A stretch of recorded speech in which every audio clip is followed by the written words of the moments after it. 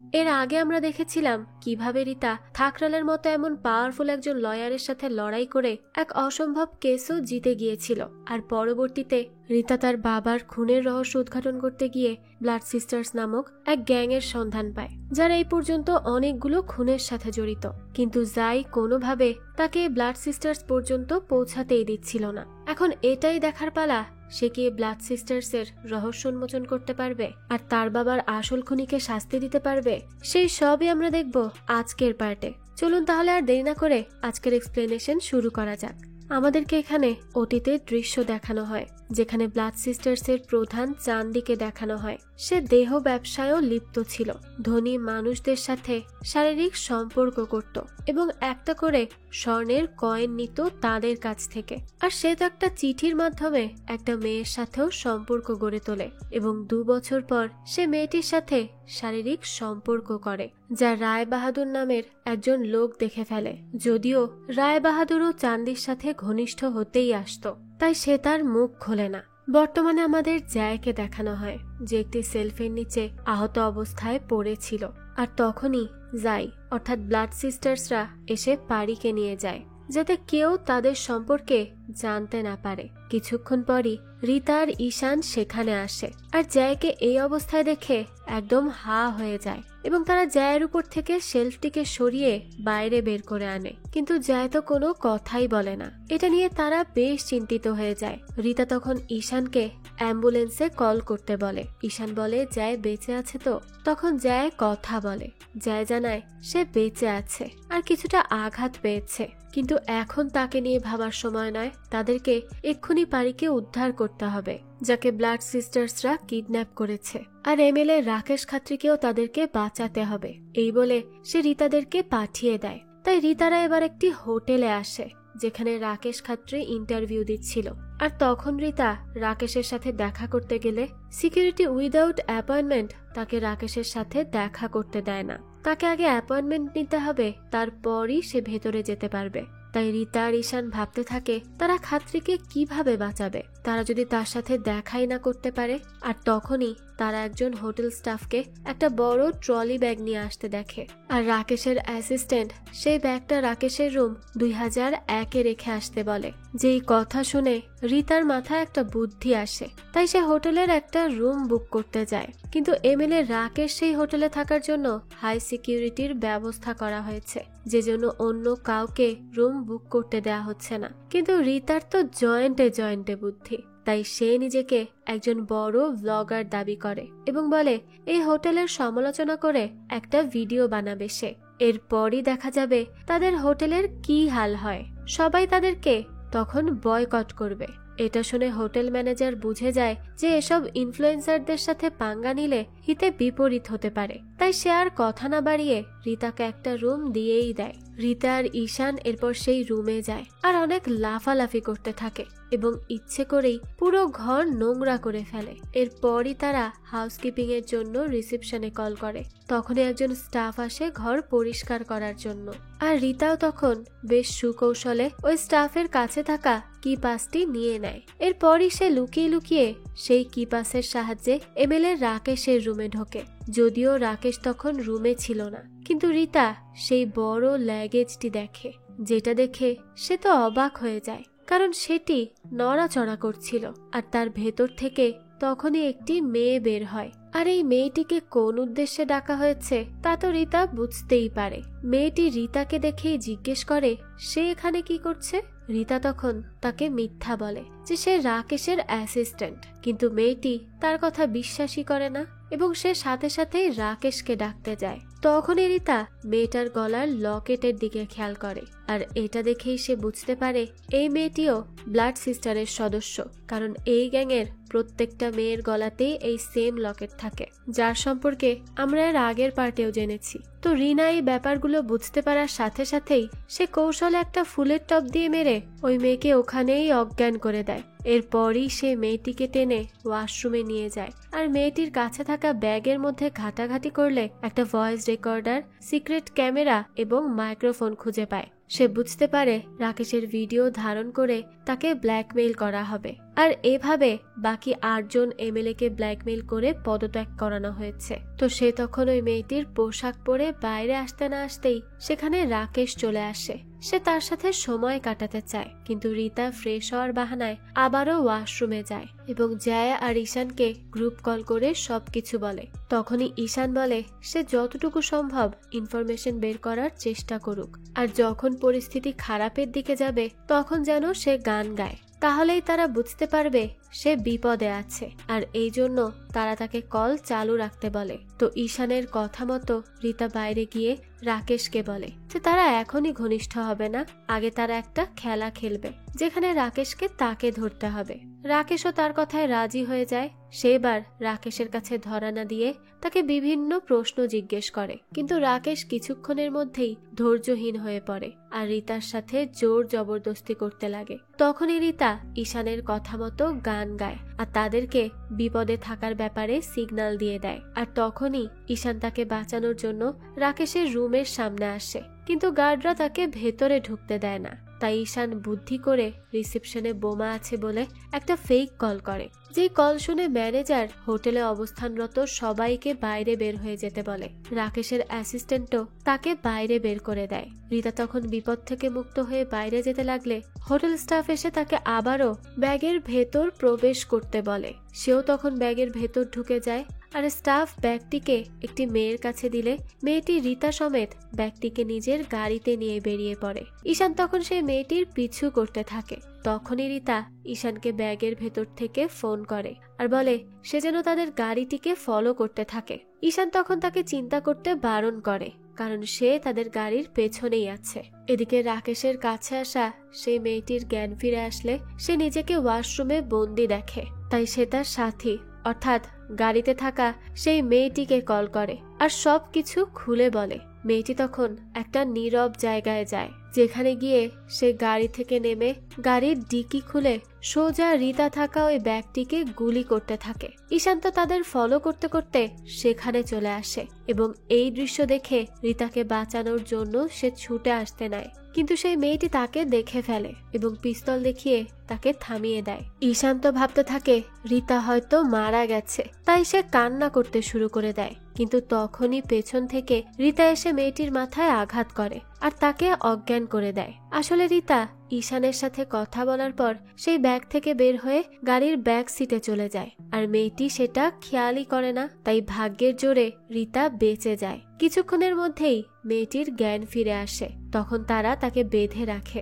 রীতা এবার ওই মেয়েটিকে তাদের মিশন সম্পর্কে এবং জাই আর পারির ব্যাপারে জিজ্ঞেস করে, কিন্তু মেয়েটি তার প্রশ্নের কোনোই উত্তর দেয় না আর বলে blood is the only true ink, যার কথায় রীতা বিরক্ত হয়ে যায় আর তার ফোনটি নিয়ে নেয় এবং ফেসলক খুলে মোবাইলের লোকেশন চেক করে। যে লোকেশন মুম্বাই শহরেই ছিল, অর্থাৎ পারিও আশেপাশেই আছে। ঈশান তখন মেয়েটিকে পিস্তলের ভয় দেখিয়ে বলে সে যদি মুখ না খোলে তাহলে সে তাকে মেরে ফেলবে। তখনই মেয়েটি তাদেরকে একটা ধাঁধা বলে এবং তার মুখে থাকা সায়ানাইডের ক্যাপসুল খেয়ে মারা যায়। রীতা বুঝতে পারে ব্লাড সিস্টাররা ধরা না পড়ার জন্য নিজের প্রাণ দিতেও রাজি আছে। মেয়েটি তো মারা যায়, কিন্তু তাদের সামনে রেখে যায় একটি ধাঁধা। আর রীতা খুব চিন্তা ভাবনা করে সেই ধাঁধার একটা একটা সূত্র মেলালে একটা জায়গার নাম বের হয়। তাই তারা জায়কে কল করে আর সেই জায়গায় আসতে বলে আর নিজেরাও সেই লোকেশন দেখে ওখানে পৌঁছে যায়, যেখানে তারা একটি দেয়াল দেখে আর রাস্তা সেই দেয়ালের জন্য বন্ধ হয়ে গেছে। রীতা একটু খেয়াল করে দেখে সেই দেয়ালের একটা অংশ তুলনামূলক পরিষ্কার, তাই সে ওই জায়গায় হাত দিতেই দেয়ালের ভেতর থেকে একটা দরজা খুলে যায়। তারা এরপর দরজার ভেতরে প্রবেশ করে আর সেখানেই তারা একটা বাড়ি দেখে আর বাড়ির ভেতর প্রবেশ করলেই তারা আলমারির মধ্যে বুককিপারের সেই বইগুলো দেখে। সেই সময় পারি চিৎকার করে ওঠে। তারা তখন পারিকে খুঁজতে খুঁজতে একটা ঘরে যায়, যেখানে ম্যাগনেট মিনা পারিকে মারধর করে এবং একটা পাসওয়ার্ড জিজ্ঞেস করে, কিন্তু পারি বলে তার কোনো পাসওয়ার্ডের কথাই মনে পড়ছে না, যে জন্য মিনা রেগে পারির জিহ্বা কেটে দিতে যায়। তখনই রীতা এসে মিনাকে মেরে সেখানেই অজ্ঞান করে দেয় এবং পারির বাঁধন খুলে তাকে মুক্ত করে। এরপর তারা সবাই পালাতে গেলে সেখানে জাই চলে আসে। জাই রীতাকে বলে সে তার বাড়িতে এসেছে আর সে তাকে আপ্যায়ন করার আগেই সে এখান থেকে চলে যাচ্ছে। এই বলেই সে মেশিন গান দিয়ে রীতাদের উপর আক্রমণ করে। তখনই তারা দ্রুত লুকিয়ে পড়ে। জাই ঈশানের কাছে আসে আর ঈশান তখন একটা লাঠি নিয়ে তাকে আক্রমণ করতে যাবে, কিন্তু সে তা পারছিল না, কারণ জাইকে নিয়ে তার মনে ভয় ঢুকে গিয়েছিল। তাই জাই তাকে মেরে আবারও অজ্ঞান করে দেয়। এরপর সে রীতাদের কাছে যায় এবং বলে সে সেদিন তাকে মরার জন্য রেখে এসে ভুল করেছিল, কিন্তু এইবার সে আর একই ভুল করবে না। এই বলে সে বুলেট শেষ হয়ে যাওয়া মেশিন গানটি রেখে একটি তলোয়ার নেয় আর রীতাও সেখান থেকে একটা লাঠি নিয়ে তার মোকাবেলা করে। আর পারিও যেহেতু শত্রুর মোকাবেলা করতে পারদর্শী ছিল, তাই সেও রীতার সাথে মিলে জায়ের উপর আক্রমণ করে। আর তাদের দুজনের প্রচেষ্টার ফলে জাই এবার তাদের কাছে হার মানে। তখন রীতা পারিকে জড়িয়ে ধরে, কারণ তাদের ভুলের জন্য পারিকে মরতে হতো। কিন্তু পারি তার কাছে ক্ষমা চেয়ে বলে তার উচিত ছিল তাকে আরো আগে বলার জন্য। এই বলে সে রীতাকে আঘাত করলে রীতা আহত হয়ে যায়। আর এবার পারি রিভিল করে আসল সত্য। আসলে সত্যিকারের বুককিপার জাই নয়, পারি নিজে। আর অ্যাক্সিডেন্টের পর সে এটাও ভুলে গিয়েছিল। পারি বলে অনেক বছর ব্লাড সিস্টারের হয়ে কাজ করার পর সে বুককিপার হতে পেরেছিল, অর্থাৎ তাদের গ্যাং লিডার, যেটা একসময় চান্দি ছিল ব্রিটিশ পিরিয়ডে। আর সে মারা যাওয়ার পর থেকে এক এক সময় এক একজন গ্যাং লিডার হয়েছে। আর এবার গ্যাং লিডার ছিল পারি। তারা একজোট হয়ে বিভিন্ন মিশন কমপ্লিট করে, যা একসময় তারা করত ব্রিটিশ সরকারের অর্ডারে, কিন্তু এখন তারা সরকার বিরোধী কাজের সাথেও লিপ্ত হয়ে গেছে। আর যারা মেয়েদের সাথে উল্টোপাল্টা করে তাদেরকেও তারা শাস্তি দিতে ছাড়ে না। তো এই পারি তো অনেক বছর এই গ্যাংয়ের সাথে কাজ করে বুককিপার হতে পেরেছিল, কিন্তু যাই নিজেও বুককিপার হতে চায় এবং এই জন্য সে পারিকে মারার চেষ্টা করে। কিন্তু রীতারা তাকে বাঁচায় আর তাদের সাহায্যে তার স্মৃতি ফিরে আসে। কিন্তু যাই তাকে কিডন্যাপ করে আর আজ রীতা আবারও তাকে বাঁচিয়েছে। তার গ্রুপের মেয়েগুলো শুধু টাকা চেনে, কিন্তু সে টাকা নয়, সে ক্ষমতা চায়। পারি বলে রীতা যখন তাকে বাঁচিয়েছে তাই সে রীতাকে মারেনি। এরপর সে কম্পিউটারে একটা টাইমার সেট করে চলে আসে। তখনই যাই উঠে দাঁড়ায় এবং বলে রীতা সবকিছু গন্ডগোল করে দিয়েছে, এখন তারা সবাই মরবে। রীতা বলে সে মরার আগে পারিকে জেলে পাঠাবে। যাই বলে এই জায়গায় একটা বোমা লাগানো আছে, যেটা পারি অ্যাক্টিভ করে দিয়েছে, আর আগামী 5 মিনিটের মধ্যেই বোমাটি বিস্ফোরণ হবে। আর বোমাটি ডিঅ্যাক্টিভেট করার জন্য পাসওয়ার্ড লাগবে, যা তারা জানে না। তখন রীতা পারির বলা কিছু কিছু কথার ভিত্তিতে পাসওয়ার্ড দেয়, কিন্তু তা ভুল ছিল। তখনই তার মনে পড়ে পারির আসল নাম তো তাইবা, তাই সে এই নাম লিখলেই কম্পিউটারের কিছু ফাইল ওপেন হয়ে যায়, কিন্তু বোমাটা ডিঅ্যাক্টিভেট হয় না, অর্থাৎ সেটা ডিঅ্যাক্টিভেট করা যাবে না। রীতা তখন দ্রুত সেই ফাইলগুলো চেক করে। সেখানেই সে তার বাবার নাম দেখতে পায়। সে ওই ফাইলটি চালু করতেই সেখানে তার বাবার নামের একটা ফাইল দেখে, যেখানে সে তার বাবার সাথে অন্য একটি মেয়েকে দেখে। তার মনে পড়ে খুশবু তাকে বলেছিল সুভাষ প্রথমে স্মাগলিং এর সাথে জড়িত না থাকলেও পরে জড়িয়ে গিয়েছিল। যেই কথা ভেবে এবং এই ভিডিও দেখে রীতা বুঝতে পারে তার বাবাকেও একটা মেয়ের সাথে শারীরিক সম্পর্ক করার সময় গোপনভাবে তার সবকিছু রেকর্ড করে নেওয়া হয়, যার পর তাকে জোর করে ব্ল্যাকমেইল করে এই ধান্দায় আনা হয়। আর অন্য একটি ভিডিওতে থাকরালো সুভাষকে হুমকি দিয়ে বলে সে যদি তাদের কথা মতো কাজ না করে তাহলে তার সেই গোপন ভিডিও তার স্ত্রী সন্তানের কাছে চলে যাবে। যেই কথা শুনে সুভাষ রেগে গিয়েছিল আর কম্পিউটারটি তখনই লক হয়ে যায়। রীতা কম্পিউটার খোলার জন্য পাসওয়ার্ড ভাবতে থাকে, কিন্তু বোমা ফাটারও যে সময় বেশি নেই, তাই যাই রীতাকে মেরে অজ্ঞান করে দেয় এবং তারা তাকে নিয়ে কোনো রকমে বাড়ির বাইরে বের হলে বোমাটি বিস্ফোরণ হয় আর সমস্ত বাড়ি সেখানেই ধ্বংস হয়ে যায়। ততক্ষণে যায় ফোর্স নিয়ে সেখানে চলে আসে। তখনই যাই রীতা আর ঈশানকে রেখে সেখান থেকে চলে যায়। এরপর আমাদের ব্লাড সিস্টারদের কাহিনী দেখানো হয়, যেখানে পারি বুককিপার হিসেবে সবাইকে কমান্ড দিচ্ছে। সে এমএলএদেরকে মেয়েদের চক্করে ফেলে ফাঁদে ফেলার কথা বলে, আর এতে করে বর্তমান সরকারের পতন হবে। তখন যাই পারিকে প্রশ্ন করে তারা কেন সরকারের পতন ঘটাবে, এতে তাদের কি লাভ? তাহলে কি তারা অপোজিশন পার্টির থেকে টাকা নিয়েছে? বিনিতা তখন বলে বুককিপারের সিদ্ধান্তের উপর আর কোনো কথা বলা যায় না। তখন যাই বলে তারা ব্লাড সিস্টার, তাই তাদের করা সমস্ত কাজ সম্পর্কে তাদের সবার জানার অধিকার আছে। তাই সে জানতে চায় যে তারা কেন এই সরকারের পতন ঘটাবে। তখন পারি বলে যে তারা এই সরকারের পতন ঘটিয়ে নতুন সরকার আনবে। সেই সরকার শুধু নামে থাকবে, তবে আসল ক্ষমতা তো তাদের কাছে থাকবে। আর অপোজিশন সরকারকে ক্ষমতায় আসায় সাহায্য করলে সেই সরকার তাদের সাথেই থাকবে আর তাদের জন্য কোনো ধরনের সমস্যা সৃষ্টি করবে না। তারা তাদের সব ধরনের ধান্দা চালিয়ে যেতে পারবে। আসলে এই পুরো গ্যাংটা এখন শুধু টাকা আর ক্ষমতাকেই চেনে। এর জন্য তারা যা খুশি তাই করতে পারে। আর এই টাকা আর ক্ষমতার লোভেই তারা এক এক সময় এক একটা মিশনে নেমে পড়ে। ব্ল্যাকমেইলিং, স্মাগলিং, এই সব তাদের প্রত্যেক দিনের কাজ হয়ে উঠেছে। এভাবেই তারা তাদের টাকার ক্ষুধা মেটায়। আর এখন তো তারা পুরো দেশে রাজত্ব করতে চায়। এজন্যই তারা এতদিন যাবৎ এত কিছু করে এসেছে। আর এর পরও তারা ধীরে ধীরে দেশে বিভিন্ন সমস্যা সৃষ্টি করবে। আর কয়দিন পর থেকে দেশের বিভিন্ন উন্নয়নমূলক কাজও করবে এবং খুব সহজেই দেশের সমস্ত ক্ষমতা নিজেদের করে নিবে। আসলে পারি চাইছিল দেশের সর্বোচ্চ ক্ষমতাশালী ব্যক্তি হওয়ার জন্য, যার সামনে সবাই মাথা নত করবে, সবাই তাদেরকে ভয় পাবে। কিন্তু যাই ছিল এর বিরুদ্ধে। তাই সে বলে তারা ব্লাড সিস্টার্স, আর ব্লাড সিস্টার্সরা কখনো সামনে আসে না। তারা আড়ালে থেকে নিজেদের কাজ করে যায়। কিন্তু তারা যদি দেশের ক্ষমতা নিজেদের হাতে নেয় তাহলে তো সবার সামনে আসতে হবে, যা তাদের রুলসের এগেইনস্টে। পারি বলে সে বুককিপার, তাই তার কথা মতোই সবকিছু হবে। তার উপরে কথা বলার এখানে কারো ক্ষমতা নেই। যাই তখন বলে বুককিপার বদলানোও যায়, দরকার পড়লে তারা সেটাই করবে। যেই কথা শুনে পারি বুঝতে পারে যাই এখন তার বিরুদ্ধে চলে গেছে আর তাকে বুককিপারের জায়গা থেকে সরিয়ে যাই নিজে বুককিপার হওয়ার কথা ভাবছে, যা সে কখনোই হতে দিতে পারে না। তাই তো সে বাকি ব্লাড সিস্টারদের নিয়ে জাইকে আটকে ফেলে। কিন্তু যাই তো একটা সাইকো, তাই সে হাসতে থাকে, কারণ সে খুব সহজেই তাদের থেকে নিজেকে মুক্ত করে নিতে পারবে এবং সে তা করেও ছিল।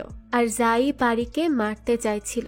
আর জায়ের আক্রমণের হাত থেকে বাঁচতে গিয়ে পারির স্মৃতিশক্তি চলে গিয়েছে, যেটা পরবর্তীতে রিতার বদৌলতে সে ফিরে পেয়েছিল। বর্তমানে রিতা সিএম এর সাথে দেখা করতে যায়, যেখানে সে থাকরালকে দেখে, যাকে দেখে সে কিছুটা বিরক্তই হয় এবং রেগেও যায়, কারণ সে ভিডিওতে দেখেছিল থাকরাল তার বাবা সুভাষকে হুমকি দিচ্ছিল। কিন্তু সে যেহেতু সিএম এর সাথে কথা বলতে এসেছে, তাই সে থাকরালকে ইগনোর করে। এখন তার দিকে সে পাত্তাই দেয় না। তাকে নিয়ে সে পরে চিন্তা করবে। এখন যে কাজে এসেছে তাকে সেদিকেই ফোকাস করতে হবে। তো এই ভেবেই সে তার কাজে লেগে পড়ে।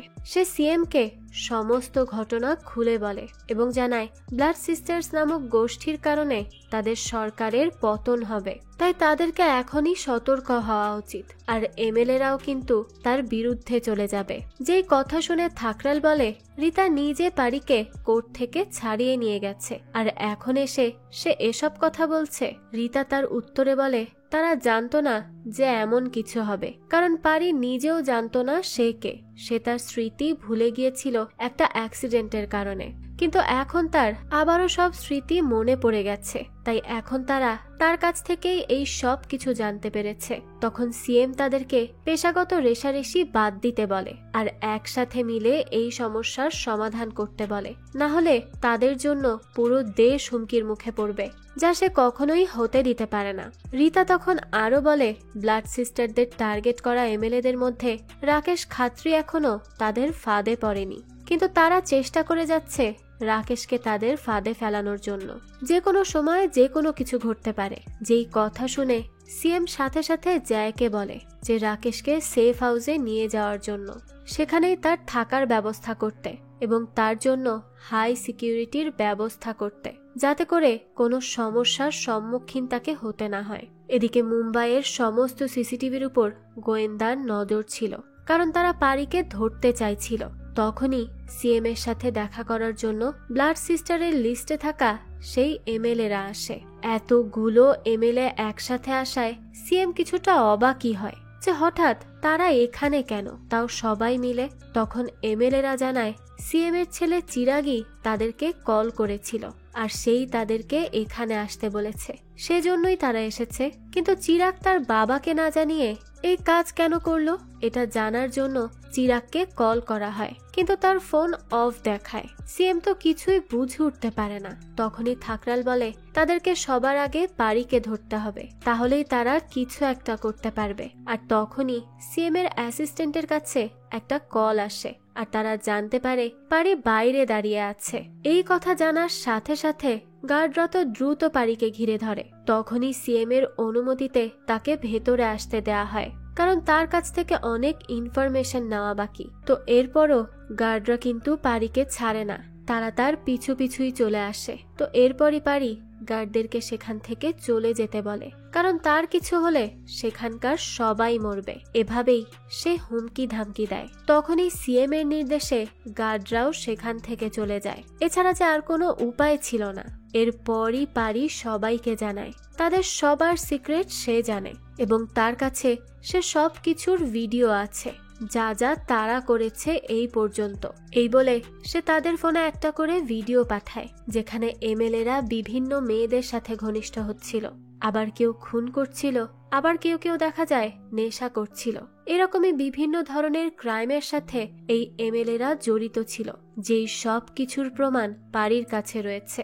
আর এই সব কিছু তাদের পুরো গ্যাং মিলে এতদিন ধরে তাদের উপর নজর রেখে বের করে এনেছে, যা দিয়ে তারা এমএলএদেরকে ব্ল্যাকমেইল করতে পারে। তো পারি এখন বলে যে সে যদি এইসব ভিডিও লিক করে দেয় তাহলে কি হবে? গতি তো যাবেই যাবে, সাথে জনতার সমালোচনাও শুনতে হবে। এগুলো কি তারা মেনে নিতে পারবে? এত অপমান লাঞ্ছনা তারা কি সহ্য করতে পারবে? এর থেকে তো ভালো তারা নিজে থেকেই পদত্যাগ করুক। এরপরই তারা সবাই একসাথে রিজাইন লেটার পাঠ করবে, তাহলেই তো সব সমস্যা চুকে গেল। তো এভাবেই সে সব এমএলএদেরকে হুমকি ধামকি দিতে থাকে। এরপর সে বলে আর তারা রিজাইন লেটার সেটাই পাঠ করবে যেটা সে তাদেরকে লিখে দিবে। আর হ্যাঁ, সব এমএলএদের সাথে সিএমকেও কিন্তু পদত্যাগ করতে হবে। এটা শুনে থাকরাল বলে এমএলএরা পদত্যাগ করবে ঠিক আছে, কিন্তু সিএম কেন পদত্যাগ করবে? তখন পারি বলে সন্তানের ভালোবাসার জন্য। এই কথা শুনে তারা অবাক হয় যে সে হঠাৎ এটা বলছে কেন। তখনই পারি রিভিল করে যে সিএম এর ছেলে চিরাগ তার কাছে আছে, আর সে যদি চায় তাহলে চিরাগকেও যে কোনো সময় মেরে ফেলতে পারে। তাই সিএম যদি তার সন্তানকে বাঁচাতে চায় তাহলে তাকেও পদত্যাগ করতে হবে। তো এভাবেই ব্ল্যাকমেইল করে পারি সবাইকে পদত্যাগ করিয়ে অন্য সরকারকে পদে এনে তাদেরকে পুতুলের মতো ব্যবহার করতে চাচ্ছে, আর এদের আড়ালে নিজে ক্ষমতা নিতে চাচ্ছে। তো তখনই আমাদের একটি ফ্ল্যাশব্যাক দেখানো হয়, যেখানে চিরাগ একটা ফ্যাক্টরিতে ছিল। সেই সময় পারি সেখানে চলে আসে এবং চিরাগের লোকদেরকে ভিডিও পাঠায়, যেখানে তারাও মেয়ে নিয়ে ঘনিষ্ঠ হচ্ছিল, কেউ বা খুন করছিল। আর এই ভিডিও লিক করার ভয় দেখালে তারা প্রচন্ড ভয় পেয়ে যায় আর নিজেরাই চিরাগকে তার হাতে তুলে দেয়। বর্তমানে পারি সিএম কে বলে তো তারা যদি পদত্যাগ করে সমস্ত ক্ষমতা তার উপর হস্তান্তর না করে তাহলে সে সব ভিডিও লিক করে দিবে। তাছাড়া সে রিতাকেও তার থেকে দূরে থাকতে বলে চলে যায়। তখন সব এমএলএরা রিতার উপর রেগে যায়, কারণ সেই তো পারিকে কোর্ট থেকে ছাড়িয়েছিল। তখন রিতা উল্টো তাদের উপর রাগ দেখায়, কারণ সামনে তারা যতই ভালো মানুষ সাজুক না কেন, পেছনে তারা এক একজন মনস্টার, আর তাদের অপরাধের জন্যই আজকে তারা এরকম ফাঁসা ফেসে যাচ্ছে। আর পারিরাও তাদেরকে ব্ল্যাকমেইল করার সুযোগটা পেয়েছে। রিতা তখন সিএম কে বলে সে তাকে সাহায্য করবে, কারণ হঠাৎ সরকারের পতন হলে সাধারণ মানুষের উপরের প্রভাব পড়বে, যা সে কখনোই হতে দিতে পারে না। আর একবার সবকিছু ঠিক হয়ে গেলে সে নিজে এমএলএদের আসল রূপ সবার সামনে নিয়ে আসবে। তো এরপরই তারা চিরাগকে কিডন্যাপ করে নিয়ে যাওয়ার সেই ভিডিওটি দেখতে থাকে। তারা ভিডিওর ব্যাকগ্রাউন্ড চেক করে বুঝতে পারে তারা চিরাগকে ন্যাশনাল পার্কের আশেপাশে কোথাও রেখেছে, যে জন্য জয় ফোর্স নিয়ে চিরাগকে খুঁজতে ন্যাশনাল পার্কের আশেপাশের জায়গায় যায়। তারা সেখানে একটি গাড়ি দেখতে পায়, আর গাড়ির ভেতর চেক করলে সেখানে একটা ফোন দেখা যায়, যেই ফোনে পারির একটা ভিডিও ছিল, যেখানে পারি বলে তারা একটা ভুল করে ফেলেছে, আর সেই ভুল হলো তারা তার ফাঁদে পা দিয়ে ফেলেছে, তাই তাদেরকে যে এবার মরতে হবে। এই বলেই সে কাউন্টডাউন শুরু করে। আর জয় খুব ভালোভাবেই বুঝতে পারে যে গাড়ির ব্যাক সিটে বোমা আছে, আর তাদেরকে এই পর্যন্ত আনার পেছনে পারির বিশাল বড় প্ল্যান ছিল। তাই এবার সে তার লোকদের নিয়ে দৌড়ে নিরাপদ স্থানে যেতে লাগে। আর তখনই দেখা যায় সেখানে বোমাটি বিস্ফোরিত হয়ে যায়, যা দেখে রিতারা চিন্তিত হয়ে পড়ে। তখন জয় বলে তারা সবাই ঠিক আছে, চিন্তার কিচ্ছু নেই, কোনো কিছু হওয়ার আগেই তারা নিরাপদ স্থানে পৌঁছে গেছে। রিতারা তখন বুঝতে পারে পারি ইচ্ছে করেই সেই চিরাগকে কিডন্যাপ করার ব্যাকগ্রাউন্ডের ভিডিওটা চেঞ্জ করে দিয়েছে। তাই থাকরাল বলে এখানে বসে থাকলে কিছুই হবে না। তাই সে চিরাগকে কিডন্যাপ করা সেই ফ্যাক্টরিতে যায়। রিতা এবং ঈশানও এবার সেখানে চলে যায়। ঈশান বলে তারা সেখানে কি খুঁজতে এসেছে। রিতা তখন তাকে বলে গাড়ির টায়ারের দাগ বা অন্য কিছু, যদি এর থেকে কোনো ক্লু পাওয়া যায়। ঈশান তখন বলে তার তো মাথা কাজ করছে না এবং বৃষ্টি পড়ার টিপটিপ শব্দ শুনে তার খুবই বিরক্ত লাগছে। যার এই কথা শুনেই রিতা আর থাকরালের মাথায় আসে ভিডিওর ব্যাকগ্রাউন্ড ফেক হলেও অডিওটা তো আসল, তাই তারা ভিডিওর সাউন্ড মনোযোগ দিয়ে শোনে। আর এটা শুনতে শুনতেই তারা ভিডিওর মধ্যে আজান দেওয়ার শব্দও শুনতে পায়। আর আজান ছাড়াও তারা সেখানে রেলের শব্দ শোনে। যেসব শব্দ শুনেই তারা বুঝতে পারে চিরাগকে এমন এক জায়গায় রাখা হয়েছে যেখানে আশেপাশে মসজিদ এবং রেলওয়ে ট্র্যাক আছে। তখন রিতা বলে মীরা বাজারের রেলপথ একটা মসজিদের পাশে রয়েছে, তাহলে চিরাগকে তো ওখানে রাখা হয়নি। এটা শুনে থাকরাল বলতে থাকে হ্যাঁ, সেখানে তো অনেক খালি ফ্যাক্টরিও রয়েছে, অর্থাৎ চিরাগকে সেখানেই কোথাও লুকিয়ে রাখা হয়েছে। এই কথা ভেবে থাকরাল সিএম কে কল করে, কিন্তু তখনই জয় সেখানে আসে আর থাকরালকে ফোন নিচে রাখতে বলে। রিতা তখন জয়কে বলে তারা ক্লু পেয়েছে, কিন্তু জয় তাকেও চুপচাপ দাঁড়িয়ে থাকতে বলে আর তাদের দিকে বন্দুক তাক করে। এটা দেখে ঈশান বলে এখন মজা করার সময় নয়, জয় এমন কেন করছে, তাদেরকে তাদের কাজে ফোকাস করতে হবে। কিন্তু জয় বলে সে মজা করছে না। থাকরাল তখন বলতে থাকে এর মানে জয়ই পারিকে চিরাগের লোকেশন দিয়েছিল, সে তাদের সাথে জড়িত। রিতা তখন অবাক হয়ে যায় আর জয়কে বলে সে কেন এমন করছে, সে তো এরকম কখনো ছিল না, হুট করে সে পারিদেরকে কেন সাহায্য করছে। তখন জয় বলে পারির কাছে তার বাবার ফেক এনকাউন্টারের ভিডিও আছে, যেটা সামনে এলে তার বাবার মান সম্মান সব চলে যাবে, যা সে কখনোই হতে দিতে পারে না। এজন্যই বাধ্য হয়ে তাকে পারির সাহায্য করতে হচ্ছে, তার কাছে যে আর কোনো উপায় নেই। আর যাই যেদিন পারিকে কিডন্যাপ করে নিয়ে যায় সেদিনই যায় জানতে পারে পারি হচ্ছে আসল বুককিপার, কিন্তু সে তাদের কাউকে জানায়নি। জয় তখন বলতে থাকে সে তার বাবাকে কোনোভাবেই অসম্মানিত হতে দিতে পারবে না। এটা শুনে রিতা বলে তার বাবা অপরাধ করেছে, যার শাস্তি তো তাকে পেতেই হবে। কিন্তু জয় বলে সে তার বাবাকে শাস্তি পেতে দিবে না, তার জন্য যা করার সে করবে। থাকরাল তখন জয়কে আশ্বাস দেয় যে সে তার বাবাকে বাঁচাবে, কারণ তার কাছে পাওয়ার আছে আর এইসব কেস জেতা তার জন্য কোনো ব্যাপারই না। কিন্তু জয় এর পরও তাদের কথা শুনতে চায় না। তখন ঈশান জয়ের থেকে পিস্তলটা নিতে যায়, কিন্তু সেই সময় তাদের মধ্যে ধস্তাধস্তি শুরু হয়ে যায়।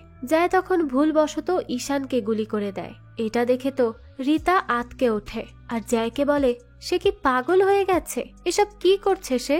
জয় তখন বলে বাবার সম্মান বাঁচানোর জন্য সে সব করতে রাজি আছে। তখনই রিতা বলে তাহলে সে কেন তাকে গুলি করছে না, সে তাকেও গুলি করে দিক, কারণ সেও তো তার বাবার আসল রূপ সবার সামনে নিয়ে আসবে। এই কথা শুনে এবার জয় রিতার দিকে পিস্তল তাক করে। তখনই তার রিতার সাথে কাটানো মুহূর্তগুলোর কথা মনে পড়ে এবং তার বাবার সাথে কাটানো মুহূর্তগুলো তার চোখের সামনে ভাসতে থাকে। সে বুঝতে পারছিল না সে এখন কি করবে, তো সে রিতাকে শুধুমাত্র ভয় দেখানোর জন্য গুলি করতে যায়, কিন্তু সে তা কোনোভাবেই পারছিল না, কারণ জাই এবং ম্যাগনেট মিনা সেই ম্যাগনেটিক মেশিনটি নিয়ে চলে আসে সেখানে, যে জন্য জয়ের পিস্তল কাজ করছিল না। তাই সে বাধ্য হয়ে তার সেই পিস্তলটি ফেলে দেয় আর আরেকটি পিস্তল দিয়ে মিনাকে গুলি করে। এরপর সে জাইকে মারতে যাবে, কিন্তু তাকে সে নিশানা করতে পারে না, যে জন্য দেখা যায় জাই উল্টো জয়কে তার স্কিল দিয়ে মেরে কাবু করে ফেলে। আর ছুরি দিয়ে তাকে সে আঘাত করতেই যাবে, তখনই সেখানে রিতা চলে আসে আর তাকে থামিয়ে দেয়। জাই তখন বলে একদিন রিতা তাকে বাঁচিয়েছিল আর আজ সে তাকে বাঁচিয়েছে, হিসাব বরাবর। কিন্তু রিতা বলে জাইকে আরো অনেক সাহায্য করতে হবে। এদিকে থাকরাল সিএম কে কল করে আর তাকে চিরাগের লোকেশন বলে দেয় যে তার ছেলে চিরাগ মীরা বাজারের কোনো ফ্যাক্টরিতেই আছে, তাকে সেখানেই হয়তো বন্দি করে রাখা হয়েছে। যেই কথা শোনার সাথে সাথে সিএম সেখানে তার ফোর্স পাঠিয়ে দেয়, কিন্তু পারি বলে তারা এত বোকা কেন? তারা ইন্টারনেটের যুগে পিস্তল আর বোমা দেখিয়ে তাকে ভয় দেখাচ্ছে। এই বলে সে তাদেরকে বলে যে সে যদি ফোন থেকে হাত সরায় তাহলেই কিন্তু এমএলএদের ভিডিওগুলো অটো লিক হয়ে যাবে, চারিদিকে তাদের নামে কত বাজে বাজে কথা ছড়াবে, এরপর তারা এই সবকিছু সামাল দিতে পারবে। তো এই বলেই সে তাদেরকে পিস্তল নামাতে বলে। সিএম এর লোকেরা তখন বাধ্য হয়ে পিস্তল রাখে। তখনই পারি সিএম এর প্রেস কনফারেন্স দেখতে থাকে, যেখানে সিএম এখন পদত্যাগের ঘোষণা দেবে, কারণ তার হাতে আর কোনো উপায় নেই। অনেক চেষ্টার পরও সে তার ছেলেকে পারির হাত থেকে ছাড়িয়ে আনতে পারেনি, তাই সে পদত্যাগের ঘোষণা দিতে বাধ্য হয়। তো পারি এই ভিডিও যখন দেখছিল তখনই দেখা যায় তার ফোনে হঠাৎ করেই ডিস্টার্ব করতে থাকে। আর এর কারণ হলো রিতা জায়ের থেকে সেই ম্যাগনেটিক মেশিনটি নিয়ে এসেছিল, এ কারণেই তার ফোন কাজ করছিল না। পারি তো এখানে রিতাকে দেখে সাথে সাথে তার দিকে পিস্তল তাক করে আর গুলি করতে লাগে, কিন্তু ওই ম্যাগনেটিক শক্তির কাছে পিস্তলও কাজ করছিল না, যে জন্য রিতা তার হাত থেকে বেঁচে যায়। আর সেই সময় পারির হাত থেকেও পিস্তলটি মাটিতে পড়ে যায়। সেই সময় সিএম এর লোকেরা যার যার অস্ত্র হাতে তুলে নেয় আর পারির লোকেদের মেরে ফেলে এবং পারিকে চারিদিক থেকে ঘেরাও করে ফেলে। আর সিএম যখন এই খবর পায় যে পারি ধরা পড়ে গেছে, তখনই সে তার স্পিচ পরিবর্তন করে ফেলে। আর রিতা তখন পারিকে বলে, হ্যাঁ, এমএলএরা ভালো কাজ না করেও ক্ষমতায় ছিল, কিন্তু সেও তো কম নয়, সেও তো ব্ল্যাকমেইল করে ভালো কাজ করেনি, সে যা করেছে সেটাও তো একটা অপরাধ। তাহলে তার আর এমএলএদের মধ্যে পার্থক্যটা কি থাকলো? তারা তাদের ক্ষমতার অপব্যবহার করে অনেক ধরনের দুর্নীতি করেছে, খারাপ খারাপ কাজ করেছে। আর পারি কি করছে? সেও তো সেই ক্ষমতার লোভেই এতগুলো ক্রাইম করে ফেলেছে, আর সে ভালো কাজ করেনি বলেই আজ তার এই অবস্থা। সে আজ ধরা পড়ে গেছে আর ক্ষমতাও হারিয়েছে। তবে রিতা নিজের সত্যের পথে ছিল, তাই সে জয়লাভ করেছে। রিতা আরো বলে, এই লড়াইয়ে সে একটা কথা বুঝতে পেরেছে, যে নিজেকে ছাড়া আর কাউকে বিশ্বাস করতে নেই, কারণ সে নিজে পারিকে বাঁচিয়েছে, সবার বিরুদ্ধে গিয়ে বাঁচিয়েছে, তাকে তার স্মৃতি ফেরাতেও সাহায্য করেছে। কিন্তু পারি কি করলো? সে সুযোগ পেয়েই তাকে ধোকা দিয়ে দিল।